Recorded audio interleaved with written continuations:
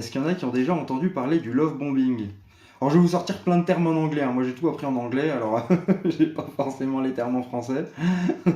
Mais le love bombing, c'est quand quelqu'un, c'est typiquement dans une relation de couple, quand quelqu'un au début de la relation commence à vous inonder de compléments, Oui, exactement, ouais, c'est souvent au début de la relation. Et parce qu'après, quand ça arrive, ces techniques-là, quand c'est pas au début de la relation, il y a d'autres mécanismes qui se mettent en place. Il y a un autre terme aussi, j'en parlais tout à l'heure. Et donc du coup, bah, l'idée, c'est que c'est vous retrouvez au début de la relation et d'un coup la personne elle est hyper engagée, il y a plein de compliments et vous trouvez que c'est un peu excessif. Alors c'est un petit compliment, ce genre de choses, c'est sympa, mais quand ça devient trop excessif, ça devient suspect. Il y a après aussi ce côté de d'inonder la personne d'affection, quoi, tu vois, où on va te noyer dans l'affection, on va essayer de t'accaparer ton attention et ton temps, tu vois, quand tu es tout le temps au début au couple, tu as envie de passer tout le temps, d'être tout le temps collé l'un à l'autre.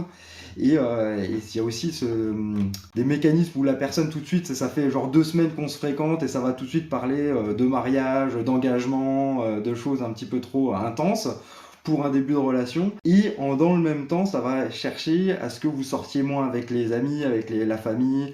C'est d'accaparer la personne pour engranger des mécanismes d'isolement, vous voyez. Et une fois que la personne elle est isolée, on a l'emprise dessus, et à partir de là, et ben, l'excès d'attention et d'affection s'éteint, et on se retrouve tout seul dans son coin, on se retrouve après avec pris un petit peu dans des mécanismes de dépendance affective, et c'est là où après en général quand les mécanismes de dépendance affective se mettent en place, où on commence à se sentir plus aussi bien qu'avant, et ça au bout de 2-3 mois ça commence à redescendre, et là bah c'est fini quoi, la lune de miel quoi, vous voyez, il y a d'autres personnes, je crois que c'est comme ça que ça s'appelle d'ailleurs en français, c'est le syndrome de la lune de miel, mais qui arrivent pas au moment du mariage, mais tout de suite au début de la relation.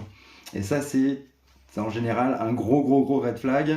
C'est vraiment quelque chose de terrible. Ouais, exactement, Chichi. Il y a un moment donné, c'est vrai qu'il vaut mieux être seul que mal accompagné.